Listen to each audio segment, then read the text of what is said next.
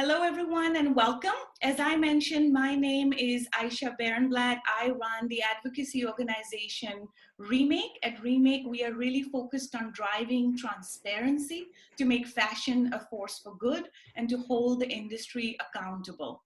In the many months of COVID-19 and the economic slowdown, we have been campaigning as part of the PayUp campaign to make sure that workers are not forgotten as sales can tend to slow down.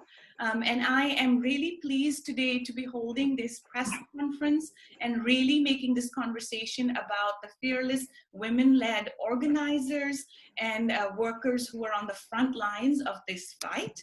I wanted to first turn it over to Elizabeth Klein, one of my PayUp campaigners, to introduce herself, and then we will go ahead and get going.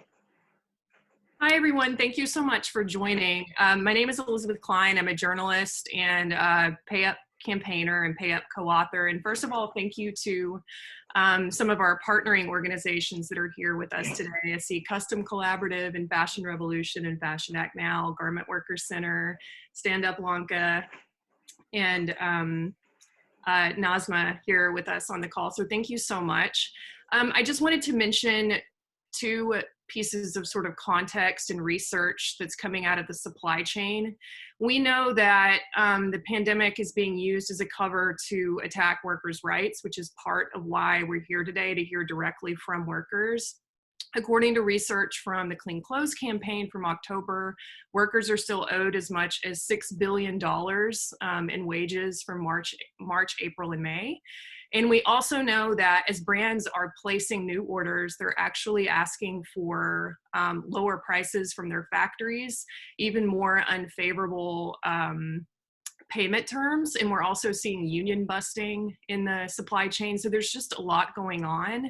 And that's why it's so important for us to hear directly from people whose lives are being affected and figure out ways we can rally behind them. So thank you so much for being here. Wonderful. Thank you so very much, Elizabeth. And as Elizabeth said, you know, since the start of the pandemic, and especially now as we head into a second lockdown, we have seen two very significant trends. The first is that brands in the second lockdown continue to squeeze on price. And then the second is continue to squeeze on lead time. This directly has an impact on factories, but more importantly on the lives and livelihood of the women who make our clothes. Some of the things that we are hearing is that in the era of COVID, workers are not allowed to properly socially distance as they are made to work sooner, faster, harder, not just to be making our PPE, but also to be making sweatpants and tops or whatever it is that we're wearing in the second lockdown.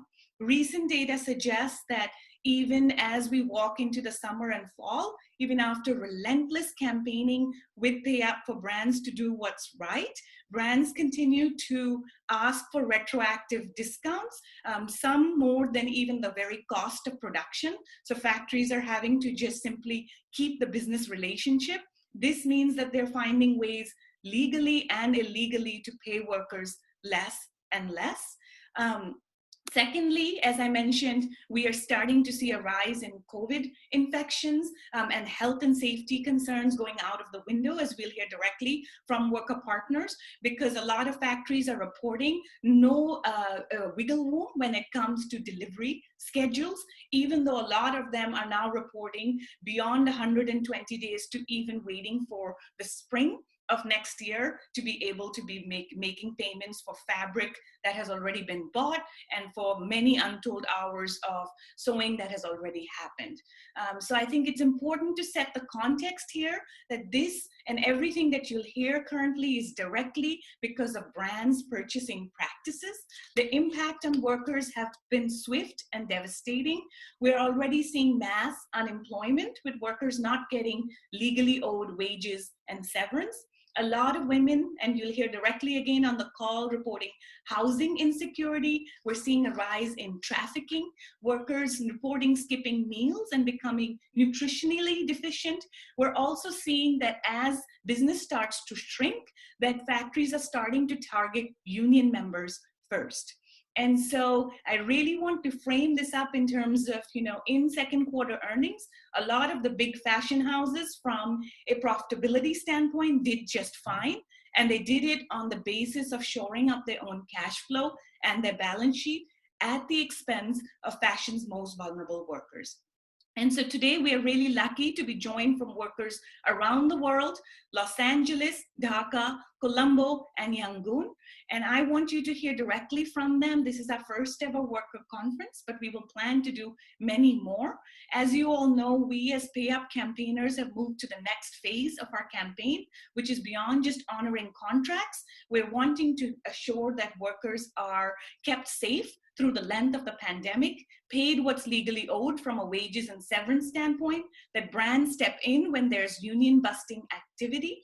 And in the long run, we're now having more of a worker-centric conversation and giving workers center stage. And so this is an example, and I would ask for all of you as press that going forward, as brands try and tell revisionist history, that we go directly to the source so that the fearless women who are on the streets protesting, organizing, are the ones who are able to share exactly what's happening. So let's start here with what's happening right here in LA.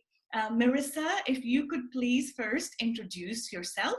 I see Maribel has just entered, our worker partner who will be reporting from LA.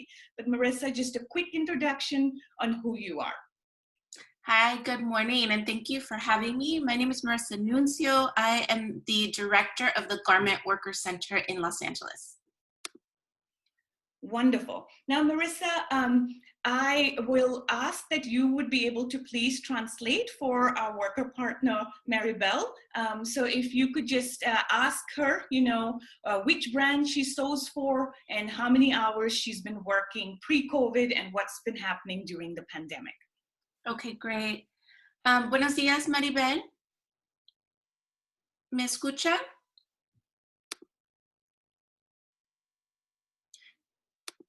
One second. Maribel, ¿me escucha? Vamos a empezar y voy a traducir para usted. ¿Me escuchas? Hola, Maribel. Buenos días. Maribel, si puede presentarse su nombre y puede explicar un poco de los nombres de las marcas que produce usted y un poco de las condiciones de trabajo y su sueldo. Gracias. Adelante, Maribel.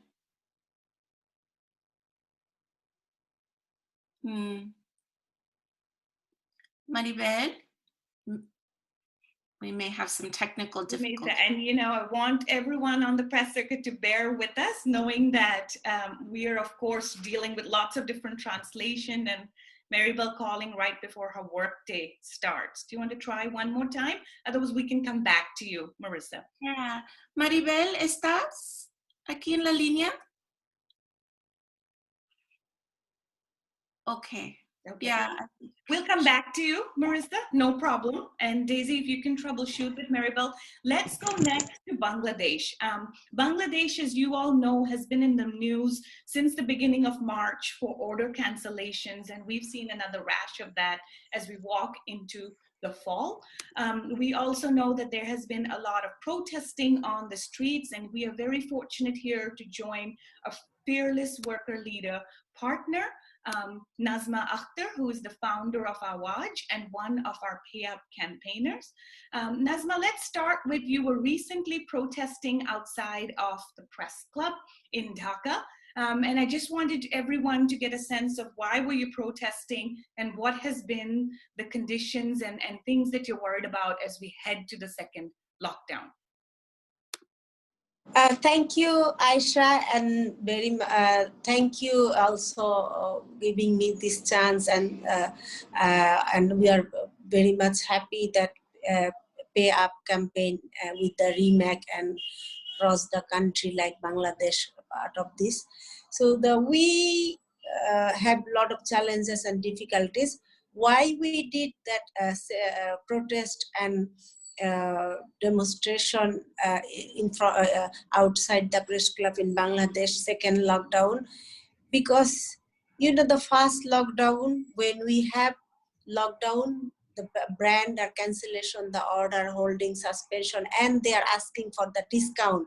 So that is why the Bangladeshi garments workers on April salary, they gave 35% discount.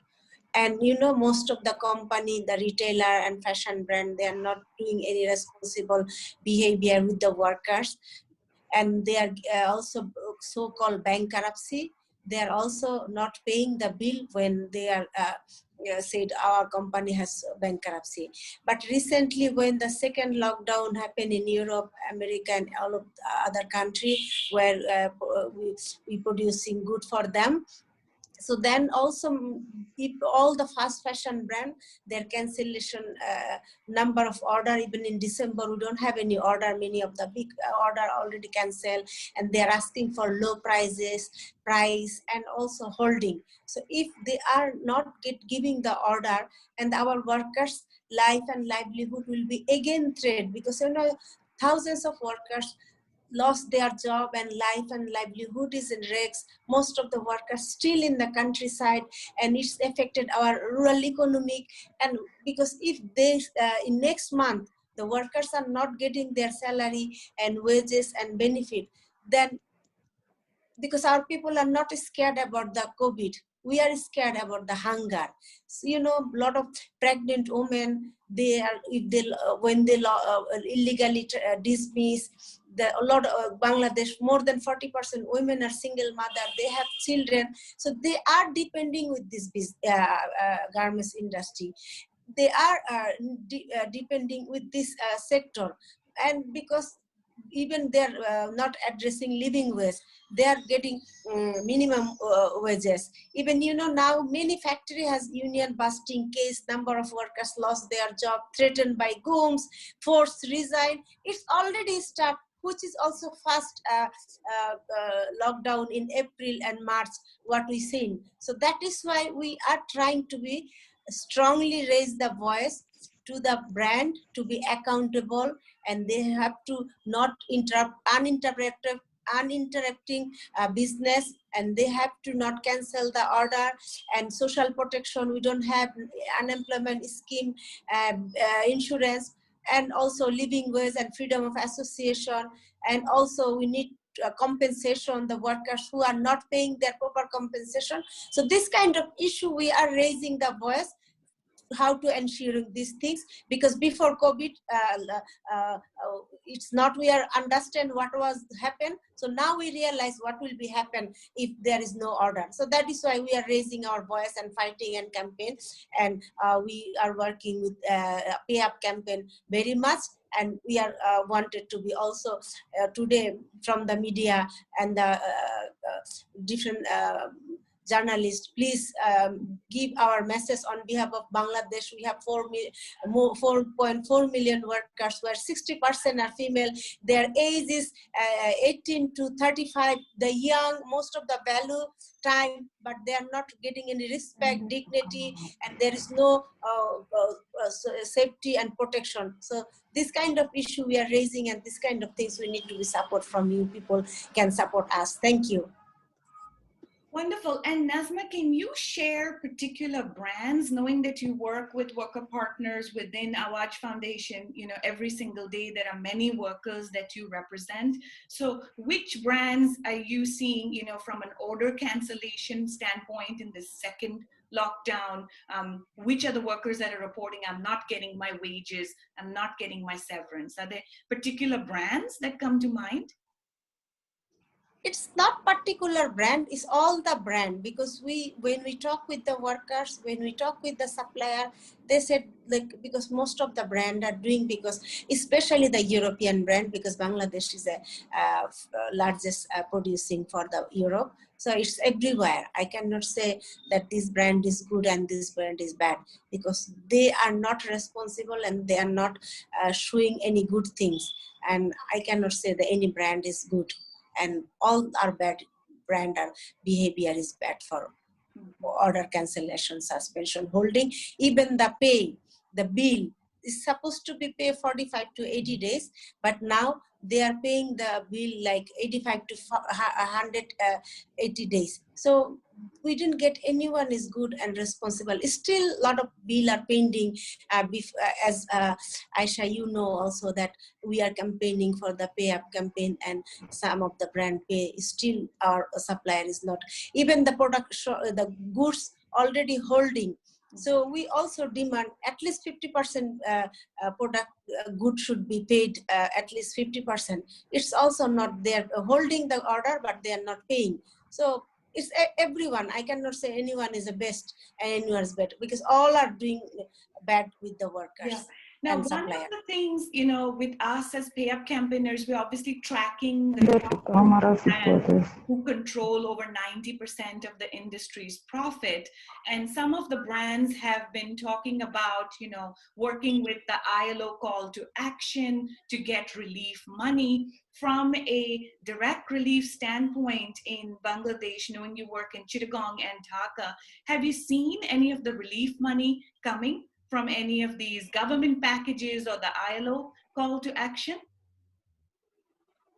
The ILO call for action, it's a negotiation procedure in Geneva with the global unions and the Employees Association and ILO. And it's not yet coming to our country, and it's not finalized how much money will come to the country like Bangladesh. It's a very slow procedure and very lengthy procedure, and it is in negotiation table with the union and the ILO and also the Employees Federation, but we didn't get anything. Even we know that the European Union wants to give 130 million euro for the garments export-oriented sector for their 3,000 taka for the 3-month salary. It's also not finalized. Still, it's on the under discussion on the Bangladesh government and European Union. So not a single things are receiving our workers from the any party, but it is on the process. It is not happen yet, but when this money will come, when it will be work, we don't know. But this ILO call for action, it's not that sustainable things. If something happen in future, any disaster or any problem or anything, because we want the sustainable solution where we can social protection, unemployment benefit, where the supplier, brand, government should contribute and workers happen. Because it's not only the coronavirus or this pandemic in Bangladesh is very under risk on the climate change and natural disaster. So if this kind of things happen, how they will protect? Because we have no alternate job also for the garments workers in our country. So it's women's are very vulnerable situation. So that is why we need to be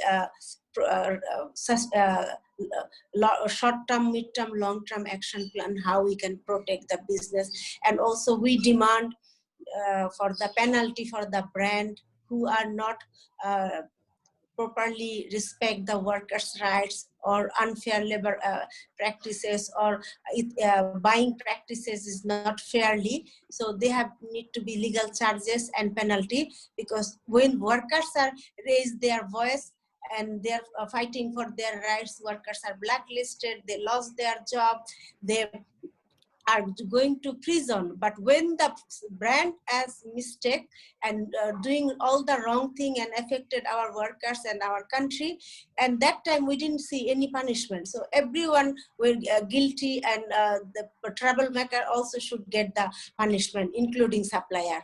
Absolutely.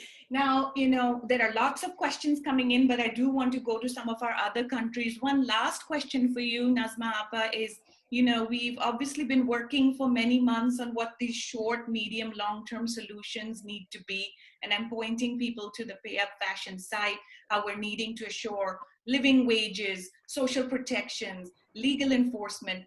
But in the current crisis, as we are getting brands' attention, what do you want Western brands to do? What are workers needing immediately? Immediately, we need not ensuring their job and security and no order cancel, because the last order cancel and everything. Our workers have a lot of loan and they need to pay those things, and that is why the brand, Western brand, should be ensure continue business, long-term business relation with the supplier, and they have to pay these workers who didn't get their wages and benefit with their job. And freedom of association, collective bargaining is important. Gender-based violence and ILO Convention 109 should be ratified. They have to support, and we are not getting any living wages, so they have to ensure, and we are demanding for the living wages. And the main things, how they have to do the responsible business and how they have to ensure basic fundamental rights for the garments workers: food, housing, clothes, health, education, recreation, and savings for the garments workers. The family and their children education need to be ensured, and the nutrition is a big challenge in the production country. These kind of things we want, and we want how they have to. It's about money. It's about wages. It's about severance. And I know there's some questions here about order cancellations and discounts. And I know we have data, especially from Bangladesh, saying that it's currently you've got order cancellations, but you've also got discounts, brands not wanting to pay up to the spring of next year, depending on what sells over the holiday. And so these purchasing practices are directly impacting wages. Nazma, I could talk to you all day, but I want to make sure, I know it's late your time. I'm going to go back to our colleagues in LA and then come to Sri Lanka next. But thank you for all your fearless advocacy. So Maribel and Marissa, if you could ask Maribel first, just thank you for her starting her busy day by talking to us, and let us know which brands she sews for and how many hours on an average does she work. Great, thank you. Buenos días, Maribel. Dice, muchas gracias por estar con nosotras antes de empezar a trabajar esta mañana. ¿Me escuchas? Sí, escuchamos bien. Gracias, Maribel. Okay, gracias. La pregunta, Maribel, es si puede hablar un poco de las marcas en que trabajas, y si puedes explicar un poco de su salario, cuánto recibe cada semana. Oh, sí, claro. Buenos días, soy Maribel Vales, soy miembro del Centro de Trabajadores de Costura. Tengo 20 años trabajando aquí en Los Ángeles. Nosotros nos vemos forzados a trabajar muchas horas porque no reconocen nuestro trabajo y no pagan sus prendas suficiente por la producción.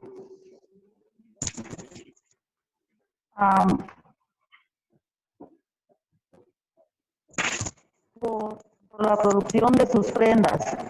Yo he trabajado de 11 a 12 horas por día, incluyendo los sábados mediodía. Y a veces nos obligan a no tomar la hora de lonche o break por las presiones de las compañías de terminar el trabajo. ¿Usted qué opinan a eso? Hello? If you could translate in little bits, Marissa, and then we can go back to what Maribel was saying. Maribel, voy a traducir un poco, si me permites un poco. Maribel said, hello, my name is Maribel Valles. I'm a Garment Worker Center member, and I've been a garment worker for about 20 years. She said, I want to share that we are obligated to work many hours a day, and our work is not acknowledged, it's not respected. We're not paid properly for those garments. I work about 11 to 12 hours a day, and I'm required to work often through my lunch and my breaks. What do you think about that? She said. Ok, Maribel, puedes continuar y si puedes hablar un poco de las marcas también. Gracias. Ok. Nosotros ganamos menos del salario mínimo. Nos vemos forzados todo ese tiempo porque se nos acumulan los gastos, como biles, renta y gastos de nuestros hijos. A la semana, por 60 horas, nos pagan 350 a la semana. Ahorita por la pandemia, mucha gente no usa mascarilla, no hay ni jabón, no hay ni distancia entre los trabajadores. Okay. Y pues yo he trabajado mucho como para Fashion Nova.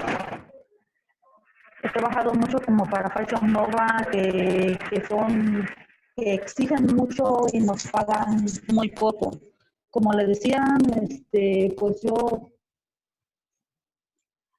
pues, ¿cómo les digo? Que no nos reconocen el trabajo y creo que ya es tiempo nos merecemos de ser escuchados. Marixa? Okay, gracias, Maribel. So Maribel went on to say that workers in Los Angeles earn less than the minimum wage. And the impact is that their expenses and bills are just constantly accumulating. Their household bills and the costs they need to provide for their children. She said that on average she's earning about $250 a week, which is far below the minimum wage. And then she went on to talk about the conditions that exist right now, even despite the pandemic. She said in our factories, no one is required to wear masks. There's not soap in the bathrooms to wash hands. Social distancing is not enforced. And then she said the brands that she has, one of the brands that she's most worked on has been Fashion Nova. And she said, we really know Fashion Nova as a brand that demands a lot, but pays very little. And we are, she finished by saying that, our demand is that we're listened to and that we're respected. Wonderful. Thank you, Marissa. So it sounds like the conditions haven't really changed in COVID. If anything, knowing that there was an outbreak in American Apparel, the factory, I'm just curious, what you have seen working with garment makers, whether conditions as Maribel are describing are generally how you've seen the industry, or, are there sort of good and bad apples in the mix? Yeah, thank you. Yeah, unfortunately, the LA garment industry has continued business as usual, which included factories that were very unsafe, very unsanitary prior to COVID-19. In light of COVID-19, we had hoped to see some improvements, but by and large, we're hearing from our membership that the conditions that Maribel explained are the conditions in the factories, that there's very little really implemented and enforced to keep workers safe. And it's really falling upon the workers to, wear their, talk to each other, make sure, encourage their coworkers to wear masks. But, most of these factories are very small, very cramped. Poor ventilation has always been an issue in LA factories. So they're very much, unfortunately, just rife for an outbreak. And unfortunately, one of the worst outbreaks, work site outbreaks in the United States happened in Los Angeles at a Los Angeles garment company, which was LA Apparel. Over 300 workers got sick. 4 workers died. And so, you know, unfortunately, this is not uncommon, and we get calls and you know, reports from our members frequently about concerns, about outbreaks, about hospitalizations because our members are getting sick.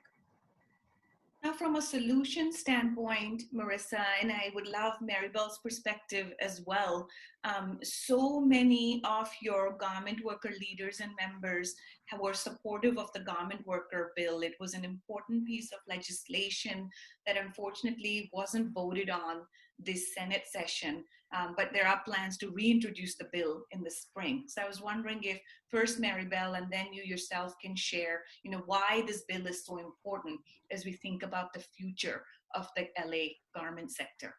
Mm-hmm. Sounds good. Maribel, ¿puedes hablar un poco sobre nuestra propuesta de ley para costura y por qué piensa que es tan importante para nuestra industria y los trabajadores? Ok, Marisa. Pues para mí,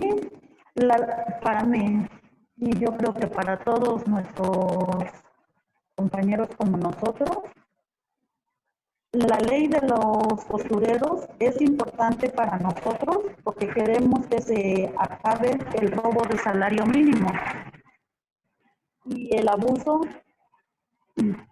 Necesitamos ser escuchados y el trato que merecemos, que se nos respete y que respete nuestros derechos. Yo creo que pues yo ahorita actualmente ya no estoy pasando por eso, ¿verdad? Pero yo hablo porque también atrás de mí hay otras personas que abusan y ignoran mucho de sus derechos. Y por eso es que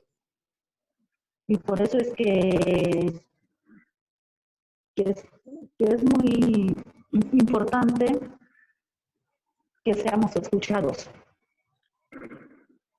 Y no nada más yo, sino toda la gente que viene atrás de mí. Y yo hablo porque yo ya pasé todo esto. Yo ya pasé por todo esto. Una de las veces que nos pagan muy poco, muchas horas, y no hay nada de que, y no nos respetan. Pues, Marisa. Okay. Gracias, Maribel. Maribel says, well, I think that for me, I speak for me and I speak for my peers, that our garment worker bill is very important because we want to end wage theft and we want to be heard. It's important to be properly paid and for our rights to be respected. She said, I don't only speak for me, but I speak for the workers who are with me, you know, for my peers. I speak because I've lived through this, low pay and extremely long hours and the lack of respect, and we just want to be heard. Wonderful. And Marissa, can you put in context, since you have been such a fearless advocate of this bill from the start, you know, just a little bit of what happened and then where do we go from here? Absolutely. Yeah. So I'll just explain that the Garment Workers Center membership and a coalition of worker rights advocates, we're pushing for a bill called the Garment Worker Protection Act. We're in the second year of our campaign. We're about to enter the second year of our campaign. And the reason that we're fighting for this bill, and I'll explain what it covers, is because wage theft is one of the most common problems in the LA industry. Many people think made in the USA must at least mean above board wages. But as you've heard from Maribel, that's simply not true. We actually have a rate of 80, a statistic from the Department of Labor that tells us 85% of LA garment workers are paid below our minimum wage. Our legal clinic, our wage clinic, tells us that on average, garment workers are earning $6 an hour, which is less than half the local minimum wage. So it's just an egregious problem. And what we have come up with our membership and allies is 2 ways to address that. First, to increase accountability and liability along the entire supply chain. At the moment, workers are producing for major fashion brands like Fashion Nova that Maribel mentioned. And those fashion brands are actually creating sweatshop wages in their supply chain by by paying too little for their garment orders. This has been proven up by investigations. And yet they're not legally held liable for those unpaid wages. And so our bill aims to expand liability along the supply chain from the factory floor up to the fashion brands so that there's a level playing field, that everybody is responsible when a worker does not get paid properly, and that worker can bring a wage claim forward and hold all of those parties responsible. The other component has to do with the piece rate payment system that is the most common system of payment in our garment industry. Workers, the majority of LA garment workers are not paid hourly. They're paid by the piece, and they're paid only according to how many pieces they sew in a day. Though the law requires that minimum wage be respected, it's simply not. They're only paid according to their piece rate. And those piece rates can be as low as 2 cents, 3 cents, 5 cents. This is why we're seeing garment workers earn as little as $6 an hour, because those piece rates will never allow a worker to earn the legal minimum wage. It just won't add up. And so, our membership said this is one of the main vehicles of wage theft, and we have to get rid of it. And so that is the main component in our bill. Let's eliminate that piece rate. We're fighting for one legal wage. Just pay the one legal minimum wage to garment workers so they, again, as Maribel said, so that they are able to provide for themselves, they're able to provide for their families. So that's our current fight right now. We're reintroducing our bill in December. We did almost win we got very close to a victory in this year. We made it through our legislative process almost completely. The pandemic caused quite a bit of negative impacts in our, legislative process. It was a very shortened calendar because of COVID closures.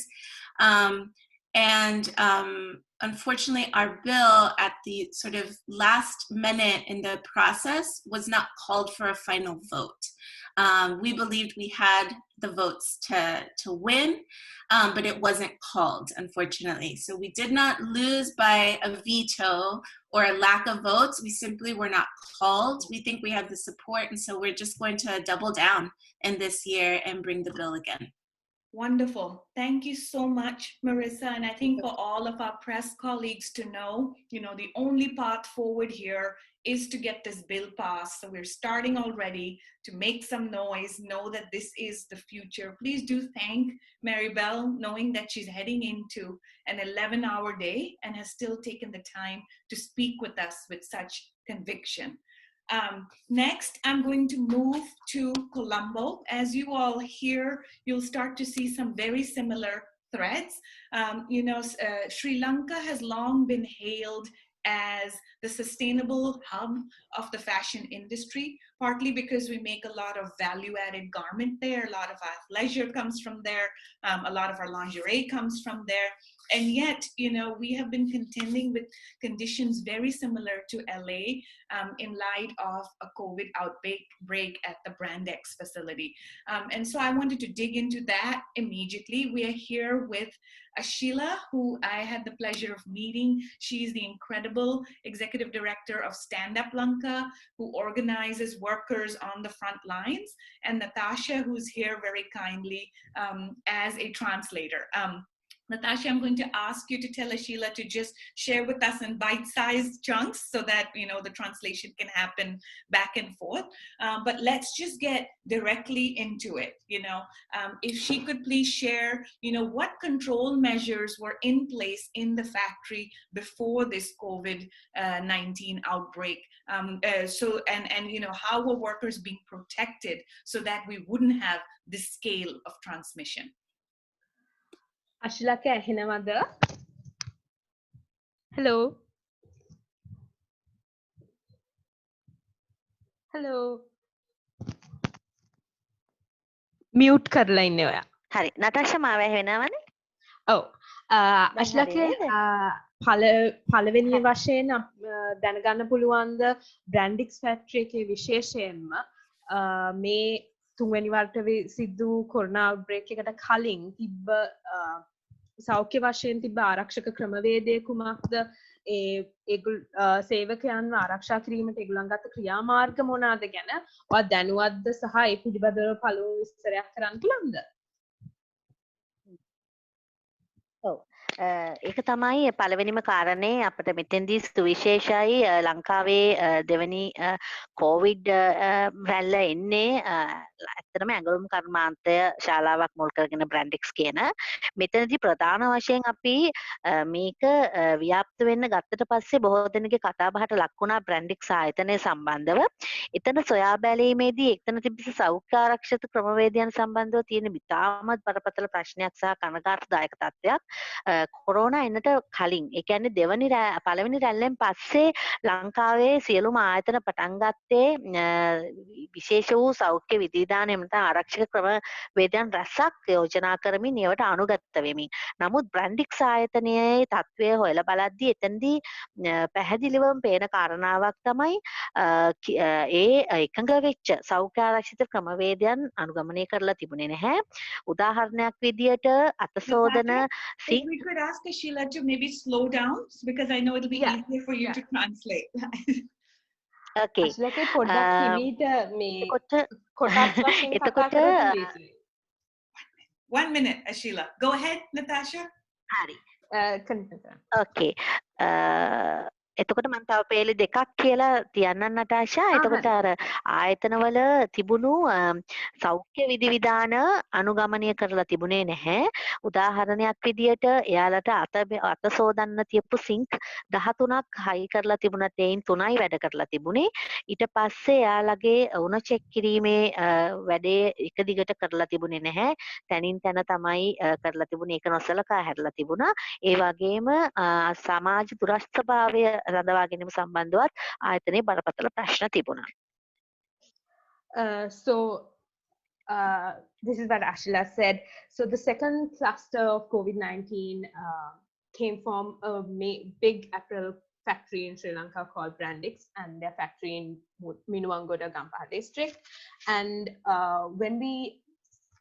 from the start of the spread of the second cluster, Ashila and other groups looked at the health situation at the Brandix factory and the necessary precautions they had taken. So since the first outbreak and the lockdown, then back to resuming to normalcy in Sri Lanka, many factories took necessary precautions and there was a set of necessary health guidelines that was in place. Unfortunately, it was a very sad situation in Brandix where there were quite a lot of loopholes in this health guidelines and the necessary precautions that they took, starting with washing hands. So they had set up 13 sinks when they resumed back to work, but only three of them was working when Ashila and them spoke with the workers. They said that there was only 3 of the 13 sinks that were working. And then when you talk about checking temperatures of workers, that too, they were not, regularly checking the temperature of the workers as they enter the factory. They were irregular with that, and they would just check a few of the workers and so on. And then again, there's also the concern of social distancing, where the workers were not able to social distance in the factories. Particularly, these things were noticed in the Brandix factory, especially. Ashila, continue karanna. Great. So one question, Okay. Natasha, so and to ask Sheila maybe when you're translating to give us, shorter answers, so that it's easier to follow along. Okay. There are a number of brands that source from Brandex, knowing that in this particular facility, the biggest brand is L Brands, so making for Pink and Victoria's Secret. And, a lot of the brands are currently saying that Brandex has followed all health and safety protocols versus what Sheila from documenting from worker testimony is very different. So the question for her is really, how have brands engaged in this process given the growing medical needs of workers? Ashila, Aisha Hanama, brands, L brand එක වගේම විශාල brands වගේ Brandix factory එකත් එක්ක වැඩ කරනවා. ඒ brands කියලා තියෙනවා Brandix factory එක සෞඛ්‍ය විධිවිධාන සෑම දෙයකටම අනුකූල වුණා කියලා. එහෙම අනුකූල වෙලා කියලා කියද්දී ඕගොල්ලන්ගේ පැත්තෙන් ඒ කියන්නේ workers ලගේ පැත්තෙන් workers ඕගොල්ලන්ට කියන්නේ වෙනම දෙයක්. ඊට විරුද්ධ දෙයක්. ඒ මොහොතේදී ඕගොල්ලන් කොහොමද brands වල සහභාගීත්වය සහ ඒගොල්ලන් මේ පිළිබඳව engage වෙලා කටයුතු කරලා තියෙන එක ගැන ඕගොල්ලන්ට තියෙන දැනුම මොකක්ද ඕගොල්ලන්ට එක්ක ඒ ගැන යම් දෙයක් කියන්න පුළුවන්ද? ඔව් මෙහෙමයි ඒ වෙලාවේදී මේක විශාල මිනිස්සුන්ගේ කියන්නේ ඇඟලුම් කර්මාන්තවල වැඩ කරපු සේවකයන්ගේ ජීවිත පිළිබඳ ගැටලුවක් හැටියට විශාල වශයෙන් මේක එන්න පටන් ගත්තා. එතකොට අපි මූලික වශයෙන් අවධානය යොමු කරේ මේ සේවකයන්ගේ ආරක්ෂාව සම්බන්ධව රට තුල කොහොමද එයාලගේ මේ වසංගත තත්ත්වයට සියල්ලම වගේ බ්‍රැන්ඩික්ස් එක ආයතනයේ හිටපු සියලුම සේවකයන් ගොදුරු වුණා.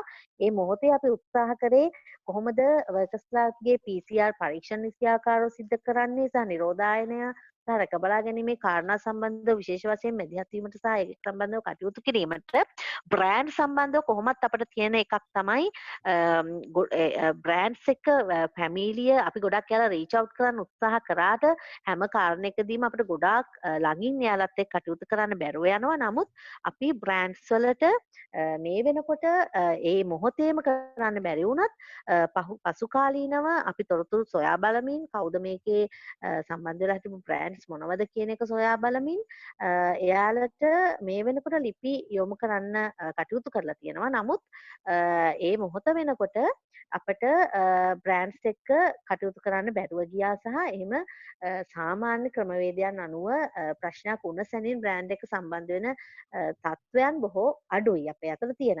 හැබැයි බ්‍රෑන්ඩ් කොහොම මොන දේ වාර්තා කරත් බරපතල ප්‍රශ්නයක් තියෙනවා.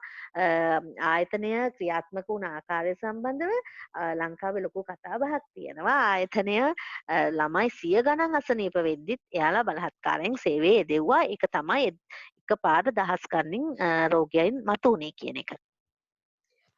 So when the cluster erupted in the Brandix factory, Ashila and other women's-led organizations working with these workers, their attention at that moment was with regard to PCR testing, specifically in the Katnaka Free Trade Zone, then with regard to quarantine facilities and how they are run and workers' rights at that moment, and with regard to livelihood help for workers. That was the initial work that women-led organizations and organizations working with these workers did initially. They did not reach out to brands then and there as soon as the cluster erupted, but now they have written through collectives to brands, and where information were gathered around how the whole situation was, and there has been letters sent out to brands directly through Asia Flowage and collectives as so, and trying to reach out to brands. So the chances of directly contacting brands for organizations like Ashila's Stand Up Movement Dhaka is a little, they don't have a direct connection with brands. So at that moment when the eruption happened, there was more emphasis on, supporting workers who because over 1,700 workers within the Brandix Minwangoda factory tested positive for COVID-19. That is like 90% of the factory workers. And it is so amid all of this, there is this huge debate in Sri Lanka and huge talk in Sri Lanka that amidst hundreds of workers showing symptoms of fever, of COVID-19, yet the factory continued to work. And that is a huge concern. Wonderful. And I think for everyone on this call to know, that this is why we really did want to connect the journalist community to Ashila directly. And, Natasha so kindly offering to step in as a translator, knowing that the crisis on hand made it so difficult to do any brand engagement as a small organization. My understanding is that Gap has some sourcing there. L Brands is the largest from a facility standpoint. Is there any other brand within that particular facility? As I know, as I'm aware of, I believe Marks and Spencer do as well, and Victoria's Secrets. But so the Brandix is a chain, and they have a number of factories. So I'm not particularly sure about what exactly the Minwangoda factory sourced to, what the brands are. Ashila, okay, or dannawada Minwangoda factory එක supply කරපු brands මොනවද කියලා? ගොඩක් gap එක සහ Victoria සීක්‍රට්ස් වලට යාලා supply කරා විශේෂයෙන්ම වෙන බ්‍රෑන්ඩ්ස් තිබ්බ නමුත් ඒ දෙක ප්‍රධාන වශයෙන් යාලා වැඩ කරා මෙනුවන්ගොඩ. හැබැයි අවසාන වශයෙන් අපි චෙක් කරලා බලද්දී කලින් තිබුණු ඉන්ෆර්මේෂන් අපි දැක්ක Google වල එහෙම අයින් කරලා තියෙනවා. සහ ෆැක්ටරියෙන් හොයා බලද්දී ගොඩක් බ්‍රෑන්ඩ්ස් වැඩ කරේ නැහැ වගේ එකක් තමයි පස්සේ යාලා කියන්න ගත්තේ. නමුත් යාලා වැඩ කරලා තිබ්බා. So initially when they checked so as Ashila is aware, it's Gap and Victoria's Secret, which the Minwangoda Brandix factory particularly supplies to. And it is actually important to say that when they checked Google later on, there were some of the brands that were removed. So to show that, okay, there's only this few brands that we supply. And so the Brandix facility scrubbed the labels of the brands from their website when the outbreak happened. One final question for you before I go to our Myanmar colleagues is, how did the government and Brandix themselves add to the humanitarian crisis once the outbreak happened?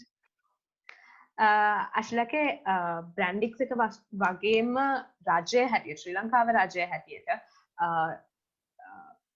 මානව හිමිකම් මේ තත්ත්වයට කොහොමද ඒගොල්ලන් ඒකට ක්‍රියා කරේ සහ මේ තත්ත්වය තුලදී ඒගොල්ලන් ක්‍රියා කරපු විදිය සහ මේ තත්ත්වය වැඩි කිරීමටද කියන්නේ ඒගොල්ලන් ක්‍රියා කරපු විදිය ගැන අයිස් දැනගන්න කැමතියි. හරි. ඇත්තටම ඒක ගැන කතා කරද්දී හරිම කනගාටුයි. මේ වෙනකොට අපිට තියෙන්නේ ඉතාමත් දේශපාලනීකරණය වුණු දූෂිත ආණ්ඩුවක් විශේෂයෙන්ම මානව හිමිකම් සහ අයිතිවාසිකම් සම්බන්ධව කිසිසේත්ම නොසලකන තත්ත්වයක් තමයි අපි මේ වෙනකොට අත්විඳින්නේ. විශේෂයෙන්ම බ්‍රැන්ඩික්ස් ආයතනයේ ප්‍රධානීන් අපේ මේ වෙනකොට පවතින රජයේ ප්‍රධානීන් සමග තියෙන සම්බන්ධතාවයන් මත මේ දෙපාර්ශවය විසින් ඒ කියන්නේ රජය විසින් මේ ආයතනය ආරක්ෂා කරන තත්ත්වයක් තිබුණා මිසක් සේවකයන්ට මේ වෙනකොට ඇතිවලා තියෙන ප්‍රශ්නය සම්බන්ධව කිසිදු වගකීම් සහගතව වැඩ කරන විදිහක් අපි දැක්කේ නැහැ. සහ සේවකයන්ට සුබ සාධන හෝ ඔවුන්ගේ අයිතිවාසිකම් ආරක්ෂා කිරීම සම්බන්ධව ගවර්න්මන්ට් එක කිසිම ආකාරයක කටයුතු කරලා නැහැ කියලා තමයි මේ වෙලාව වෙනකොට අපිට පේන්න තියෙන්නේ. සහ බල කරමින් ඉන්නේ සේවකයන්ට මේ කොවිඩ් වසංගත තත්ත්වය නිසා සියල්ල ඉවසාගෙන සිටින ලෙසට තමයි සේවකයන්ට බල කරමින් ඉන්නේ. ආයතන දිගින් දිගටම ආරක්ෂා කරනවා.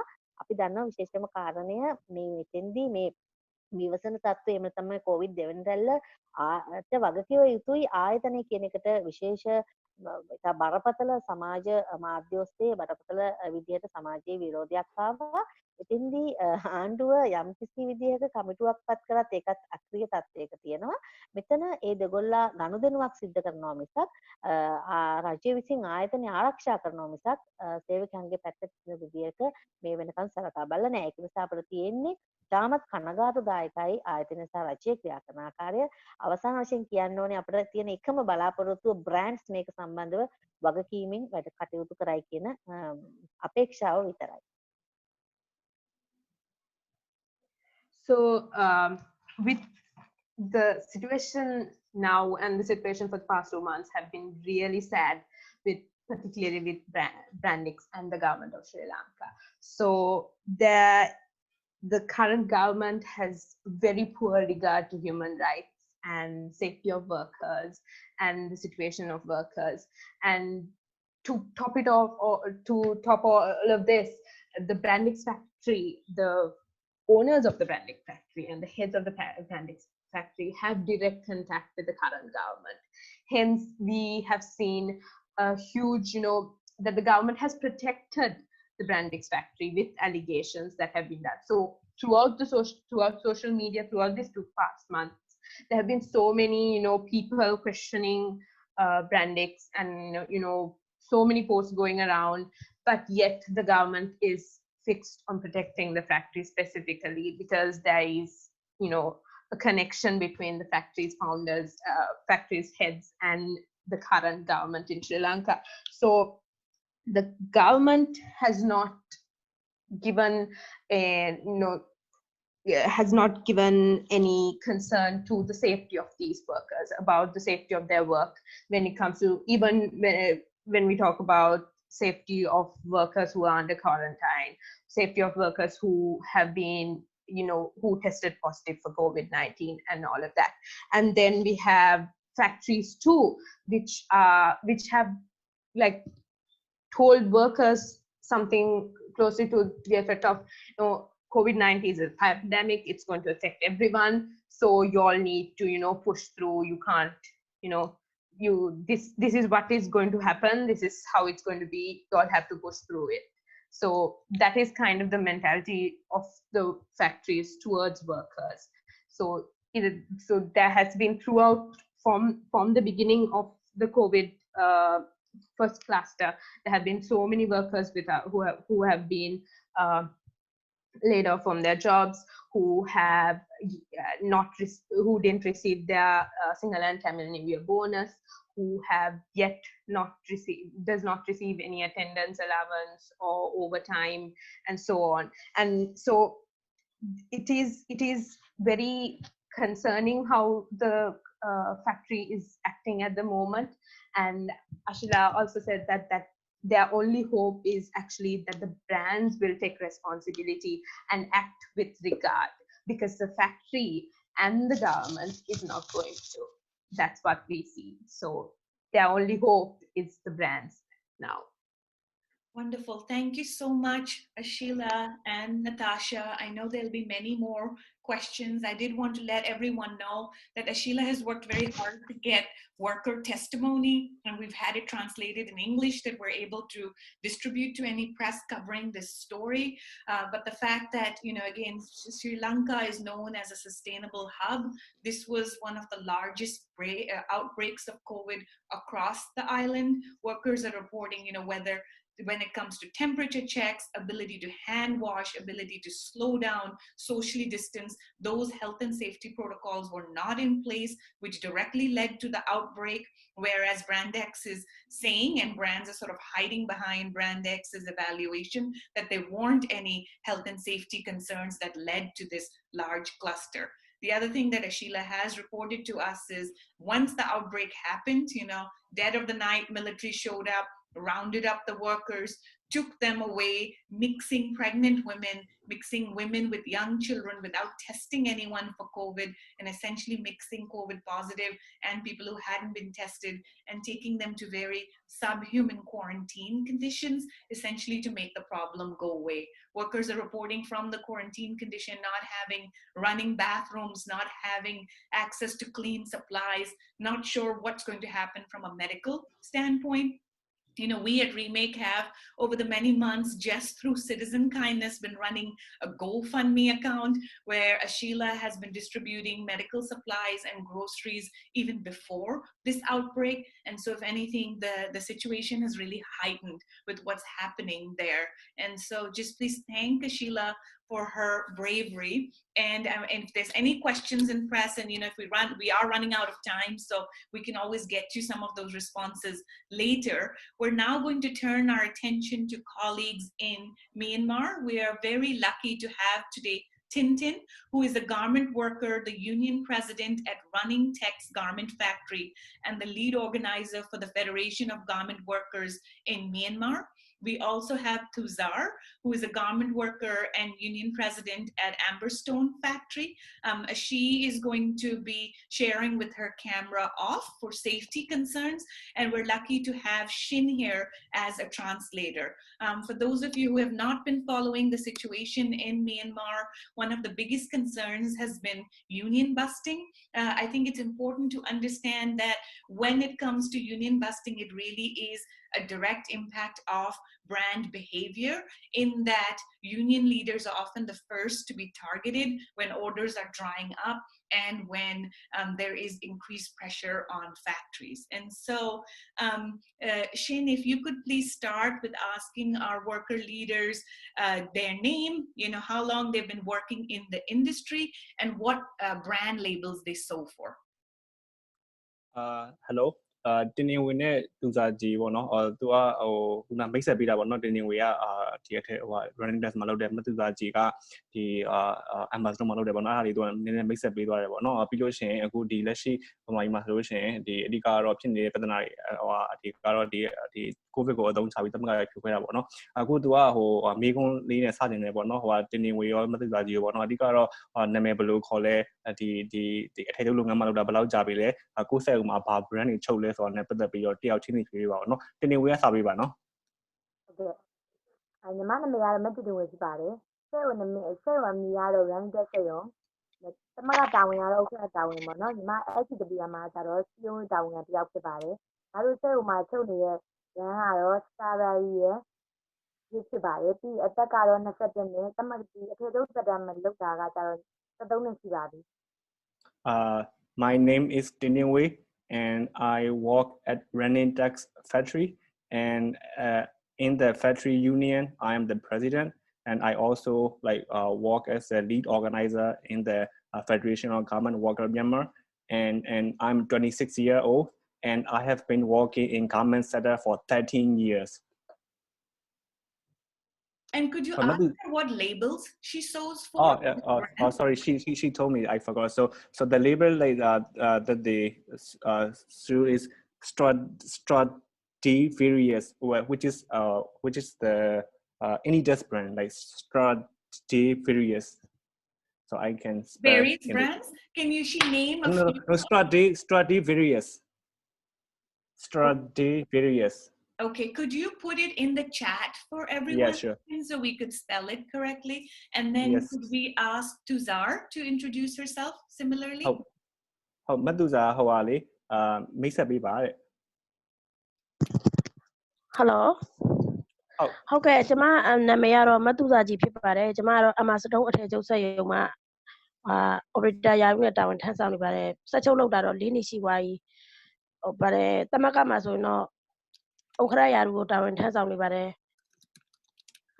အသက်ကတော့33နှစ်ပါဟုတ်ဘာ brand တွေချုပ်လဲမသိဘူးဆက်ရုံမှာဘာ brand တွေချုပ်လဲဆိုတော့gas brand နဲ့ razak brand အဲ့ကအထည်များကိုချုပ်ပါတယ်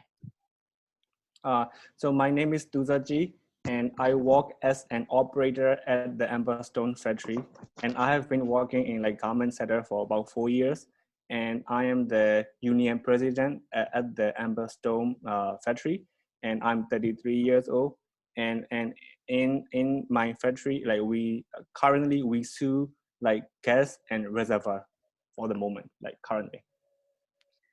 Did you say gas? Yes, gas. Yes. Wonderful. Could you ask both of them how conditions have changed during COVID-19? I know the COVID ဖြစ်တဲ့အခါမှာပေါ့နော်ဒီလုပ်ငန်းခွင်အခြေအနေတွေဒီအခြေအနေတွေအလုပ်သမားတွေအခြေအနေဘာတွေအပြောင်းလဲဖြစ်လာလဲပေါ့နော်အဲ့ဒါကြီးနဲ့ပတ်သက်ပြီးတော့ပြောပြပေးပါတဲ့ကိုဗစ်ကာလအခြေအနေမှာဆိုရင်ဟုတ်တနေ့ဝင်ရင်စသွေးပါဟုတ်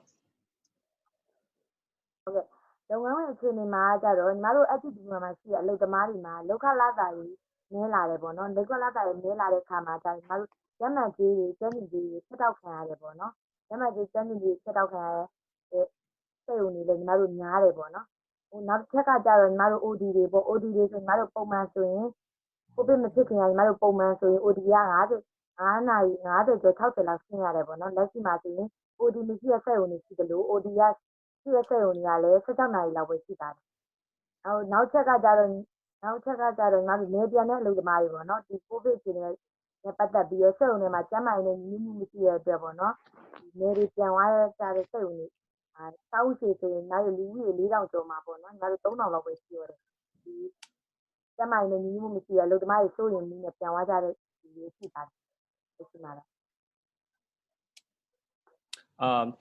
So like regarding that questions in our like federation union factories like the main condition that have changed is the wage things so their wage is reduced like compared to pre-COVID time so during the COVID time the factory like kept the wage like especially the attendance bonus and scale bonus like which they are supposed to get like normally they get those like wage but during the COVID time the employer like cut those wages so it's like a reduced wage another one is the overtime so for the workers they have to rely on overtime because of very low wage so in the COVID time the overtime hours are also cut like normally like they have like before COVID they have about like more than 50 hours per month overtime but right now like most factory do not have overtime and some only have like about 16 hours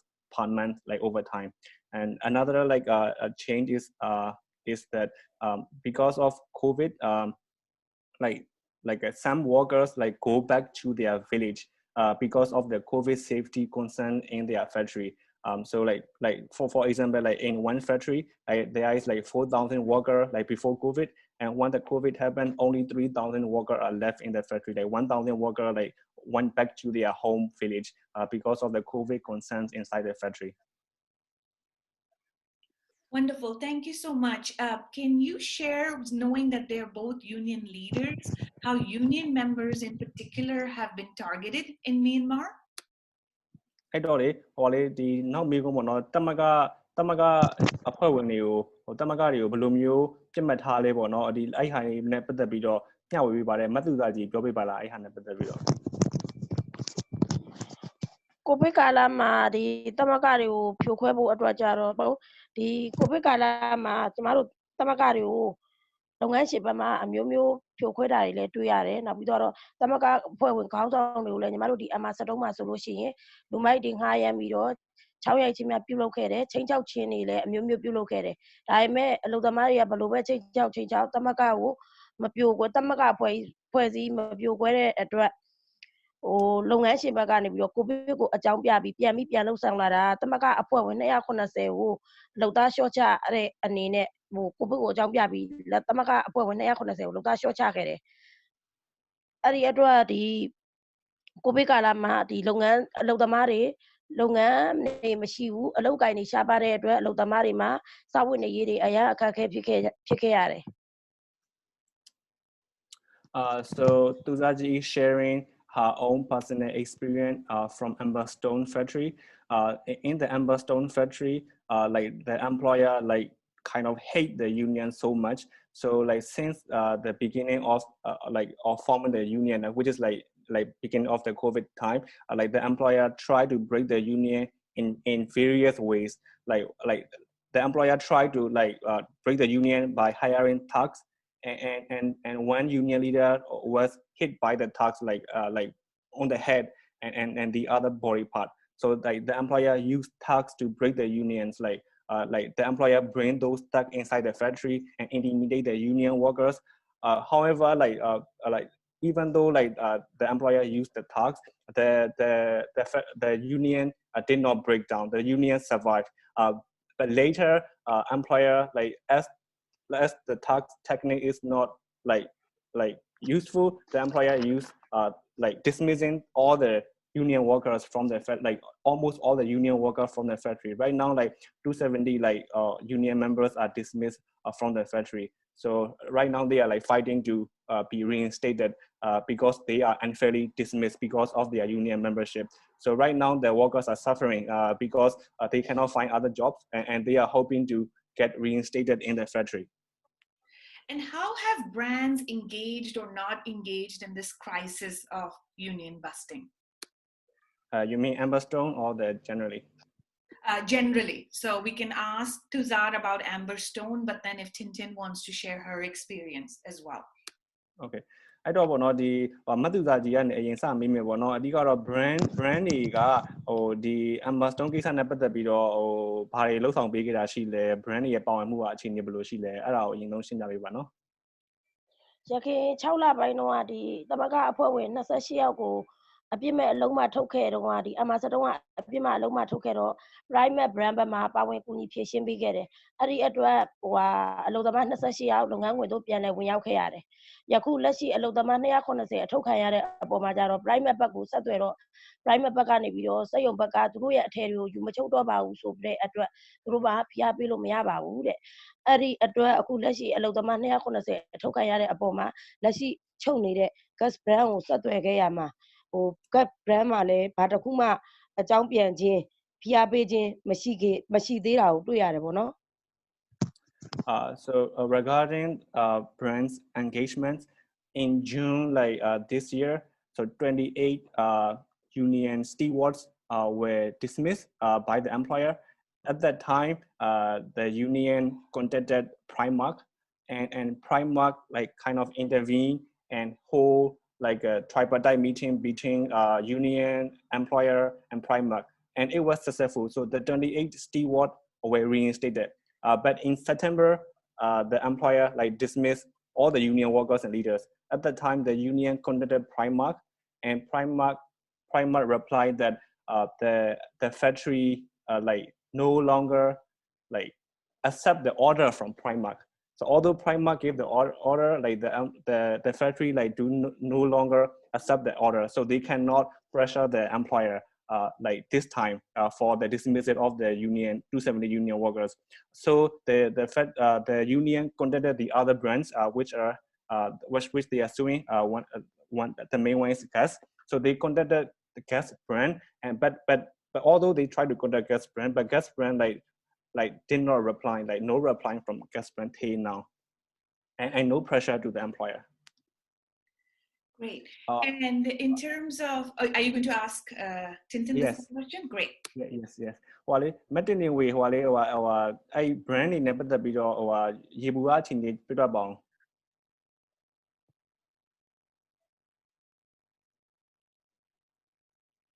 Hello, Tintin way.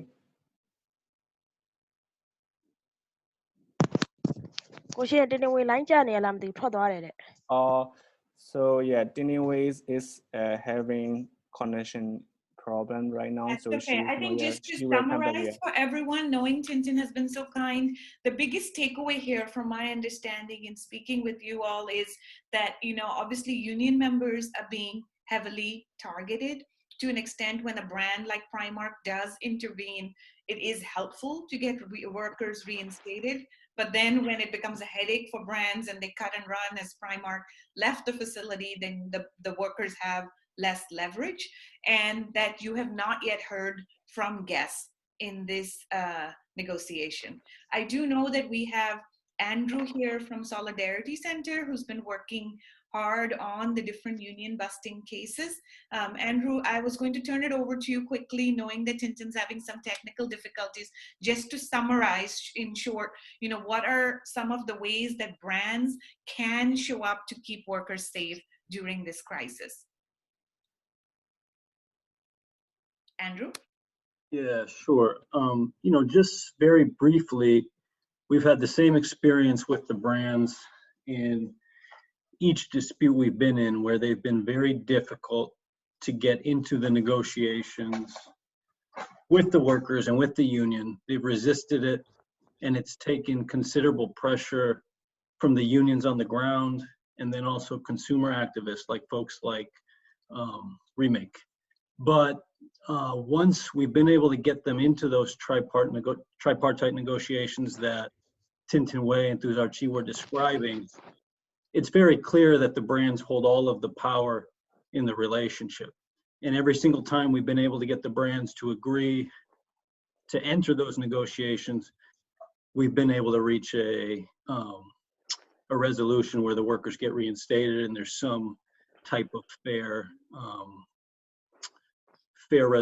agreement between the union, the workers, and the factory owner. So yeah, just to summarize, they've been very, very reluctant. With pressure from the workers combined with pressure from consumer activists, we've been able to push them into the negotiations on, it's hard to count, but upwards of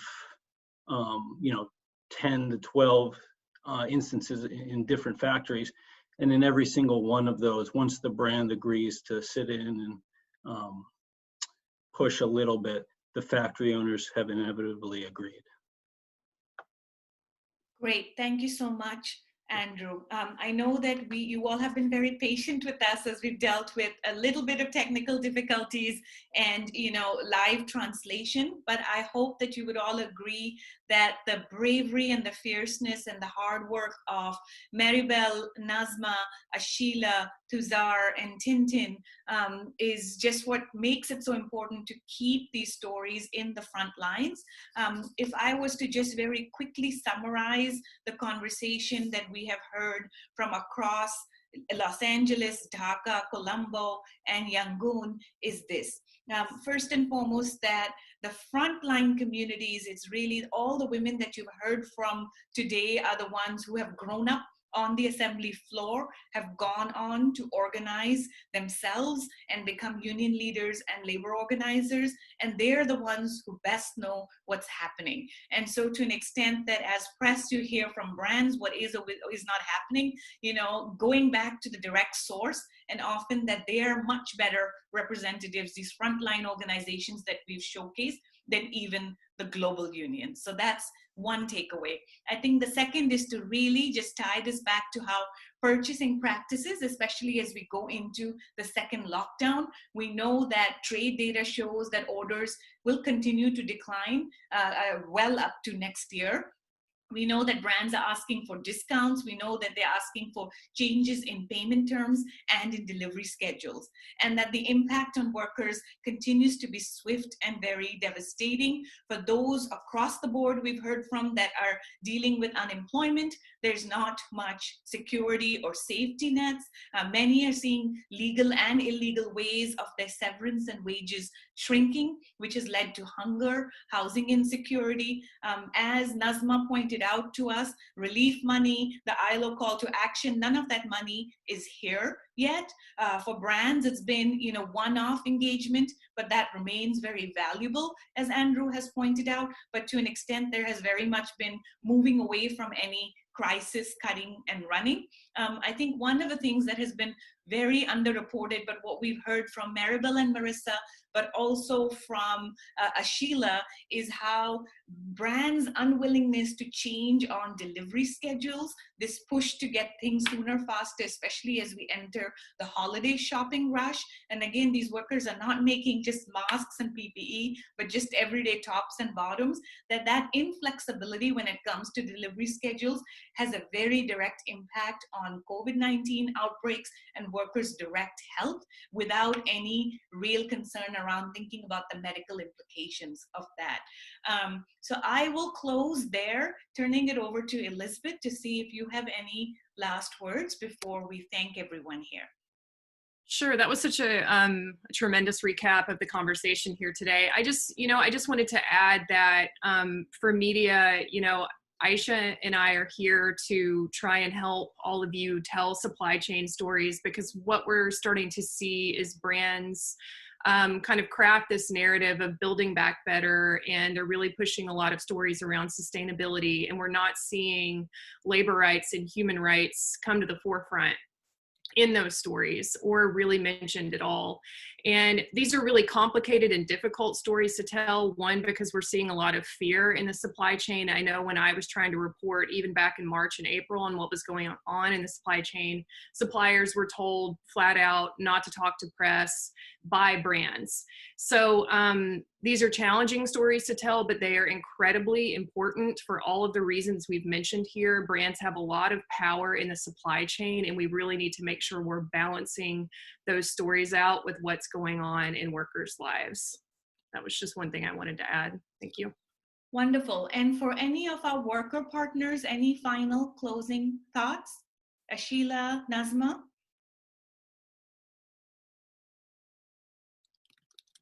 I Natasha, wanted to. Go ahead, Nazma, and then Ashila, I'll give you the last word. Go ahead, Nazma. Yeah, thank you.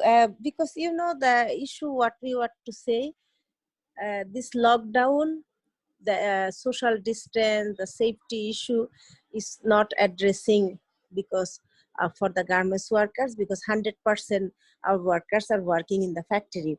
So if the workers are affected by the COVID-19, how they have to get, and if they die or something happen, how they have to get the proper compensation. That's the question.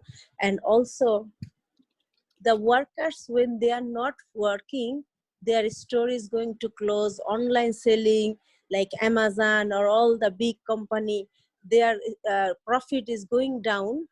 And now the factory is open, not a single brand or retailer representative visit the factory in physically. Everything they are monitoring by the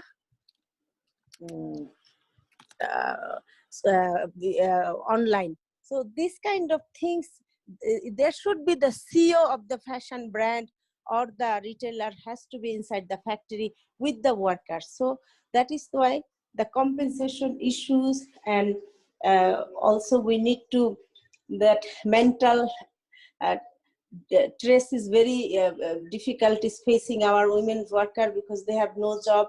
Even sexual harassment, abuse, everything is increased. And the workers who used to get 10,000 taka and they lost their job, again they came to the same factory, they got 9,000 taka. So these kind of things are very difficulties for us. So because the workers protection is very important if we really want to the good business. And also we are talking about the agenda 2030, the sustainable development goal, the goal number 8, the decent work and economical growth, which is very important, and gender balance and gender pay gap. These kind of things we want to raise. This is the time, because we learn a lot of things, the how in imbalance and how injustice happen with our workers. And mainly we want profit share. We don't want to be charity. The way we are treated, the global supply chain, the brand or the European government or American government, nobody is taking responsibility. So we don't want charity. We don't want to, we gave discount, we gave a lot of things, but we don't get the profit share. So now our main demand, how to get the profit share and how we have to get the union rights. That's it. Wonderful. Thank you, Nazma. And Nazma, as you all know, is one of the authors of our PayUp demands and has really helped center us on what the future of fashion must look like and how it must be worker-centric and no longer brand-centric. Ashila, please go ahead. Okay. Natasha, ඉන්නව නේද? ඔව් අශ්ලක. ඔව් ඉන්නවා. හරි. මේ මෙතෙන්දි මට විශේෂයෙන් කියන්න ඕනේ බ්‍රෑන්ඩ් සම්බන්ධව තව එකක් එකතු කරන්න ඕනේ. ගොඩක් වෙලාවට අපි සාමාන්‍ය තත්ත්වයන් වලදී බ්‍රෑන්ඩ්ස් වල තියෙන කෝඩ් ඔෆ් කන්ඩක්ට්ස් හරියට ක්‍රියාත්මක කරන්න කියලා ආයතන තුල යම්කිසි බලපෑමක් කරනවා. විශේෂයෙන්ම වෙන ඔඩිට් සම්බන්ධව බ්‍රෑන්ඩ්ස් වලට සම්බන්ධ වෙලා එන ඔඩිට්ස් වලදී අපි සේවකයන් දැනුවත් කරනවා ඒ බ්‍රෑන්ඩ් එකට අදාළව තියෙන code of conduct සම්බන්ධව ඒ හරහා අපි උත්සාහ කරනවා ආයතන තුල අවම වශයෙන් මේ code of conduct ක්‍රියාත්මක කරන්න කියන කාරණාව. ඒක නිසා අපිට මෙතෙන්දි මම කලින් කිව්වා වගේ විශේෂයෙන්ම අපිට තියෙන එකම බලාපොරොත්තුව බ්‍රෑන්ඩ්ස් සේවකයන්ගේ අයිතිවාසිකම් සම්බන්ධව මේ මොහොතේ එතකොට මම ඒක යෝජනාවක් කරනවා මේ වෙනකොට අපි දකින code of conduct වල අපි දකින්නේ නැහැ සේවකයන්ගේ සුබසාධන කටයුතු අභිබවා ගිය සේවකයන්ගේ අයිතිවාසිකම් සම්බන්ධව කතා කරන විශේෂයෙන්ම wages ගැන freedom of association සම්බන්ධව කතා කරන ඒ කියන්නේ කොටස් අපි දකින්නේ නැහැ බ්‍රෑන්ඩ්ස් යෝජනා කරලා තියෙන code of conduct ඇතුලේ. ඒකින්ද මම හිතනවා බ්‍රෑන්ඩ්ස් එක පැත්තකින් මේ code of conduct නැවත සකස් කර යුතුයි මේ කියන කාරණාවත් ඇතුළත් කරමින් මොකද මෙවැනි තත්ත්වයකදී ඒක යම් කිසි විදිහක සේවකයන්ට වාසියක් වෙන්න ඉඩ තියෙන නිසා ඒ වගේම මේ මොහොතේ සේවකයන්ගේ වැටුප් සම්බන්ධව අපි කලින් කතා කරා වගේ සේවකයන්ගේ රැකියා හිමි වෙද්දී ඔවුන්ට රටේ පවතින නීතියට අනුව කම්පෙන්සේෂන් ගෙවද්දී බ්‍රෑන්ඩ් අනිවාර්යයෙන්ම මැදිහත් විය යුතුයි කියලා මම විශ්වාස කරනවා. So Ashila is talking about before COVID-19, something that they they did advocacy about was the code of conduct that the brands have given factories, supply chains to abide with regard to how their manufacturing works. And they have actually spoken to factories and told workers about this code of conduct and told factories and workers to abide to this code of conduct. But through this experience at present with COVID-19 and how things is going and how workers' rights have been violated mainly, we do not see any clauses with regards to workers' rights beyond, beyond the general, safety guidelines, like workers' rights in the sense wages, freedom of association. There is no clauses of with regard to workers' rights within this code of conduct that the brands are giving and that the brands have. So it is important at this juncture that brands take responsibility to redraft these code of conducts and include statements and include clauses of with regard to rights of workers, about laying off workers and so on, that would make workers more safe and their rights would be protected. And especially Ashla was saying, currently there are so many workers who are losing their jobs. There are daily wage workers who have not had work for March. Then there are permanent workers who have been laid off due to various issues with the corona outbreak. And at this point, there are factories that have, according to the local law, to the Labour Department here in Sri Lanka, who are terminating work of workers and giving them compensation and so on. So brands at this point, when this happens, when factories, supply chain factories lay off workers, brands should also intervene and make sure that workers are compensated properly. And when this happens, so that is what Ashla wanted to add. And she also again emphasized the fact that it is really important that brands take necessary action and that they, as an organization working with free trade zone workers, that they have their only hope at the moment is brands, and that they will look into what is happening in Sri Lanka. Wonderful. And so to sum it up, what's on all of our worker partners' minds is freedom of association, wages, brand responsibility during this crisis, and thinking about structural reforms as we go into the future. Many of you have asked, we will make the recording available. I know you all join me in thanking our fearless women organizers and leaders from taking time from their daily struggles and hard work to be in this conversation. Thank you to all our press partners who are here, and we look forward to keeping these stories in the news and really appreciate everyone's time and attention. Take good care, and let's reconvene very soon. Thank you. Bye. Thank you. Thank you to everyone.